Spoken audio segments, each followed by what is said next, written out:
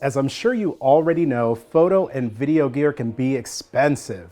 Being the thrifty guy I am, I found some clever ways to buy things at a fraction of the cost. Things like cameras, lenses, cinema cameras, flashes, and so much more. In fact, I've used all of the tips that I'm going to share with you in this video to save many thousands of dollars. With that said, here in this video, I'll share 5 ways to find photo and video gear cheap. Welcome back to my channel. If it's your first time here, my name is Miguel Quiles. I release videos here on my channel every week, sharing photo and video tips, gear reviews, business and marketing advice, and much more. If you're into that sort of thing, hit the subscribe button below so you can stay up to date. Best of all, it's free, and who doesn't like free? Let's get right into the first tip, which is one of the best ways I've saved literally thousands by buying cameras and lenses, and that's by using the Price Watch websites. There are a number of websites in this family that are dedicated to specific brands. For example, if you're a Canon shooter, you'll go to canonpricewatch.com. Sony shooters can go to sonypricewatch.com, and so on and so forth. These websites scour the internet for great deals on new, used, and refurbished gear.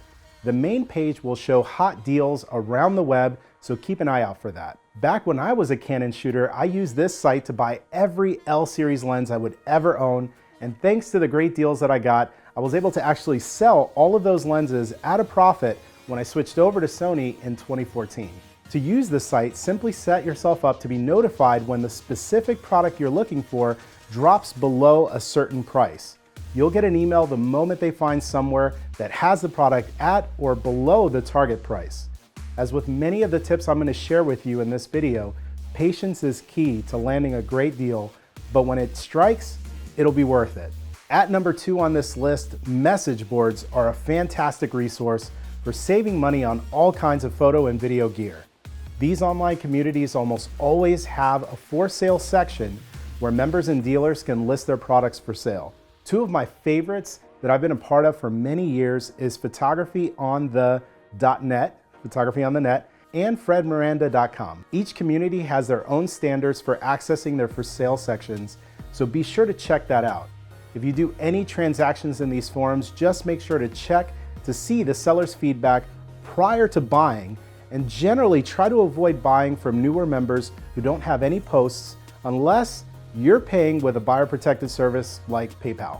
In all of my years of purchasing there, I've only had one bad experience where I bought a lens that had a scratch, but they knocked off an additional $100 off of a lens that was already priced several $100s lower than retail, so I was happy either way. In at number 3, we have open box shopping. If you visit big box retailers like Best Buy, they will often have open box items in their camera department where you could save big money over buying at full price. At times, I've even been able to speak to managers there who knocked off even more due to the boxes missing an instruction manual or a USB cable, all of which I'd happily trade to save several $100s on these products.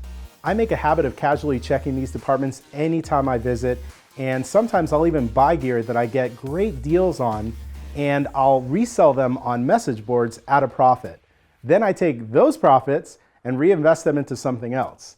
It's like the circle of life or something like that.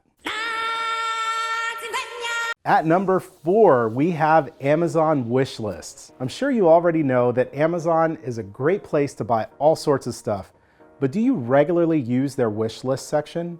If not, you may be missing out on some incredible savings. Early on in my career, I went onto the site and I added all of the gear that I could ever wish to own to a wish list. Then over time, I would casually browse this list to see if any of the products that I was looking for went down in price from the time that I added it. I would add items at a variety of price points, and anytime I had some expendable income, I'd go in and see what kind of deals were going in at the time. I've managed to save several $1,000s over the last couple of years using this method. The final tip on this list is using online marketplaces.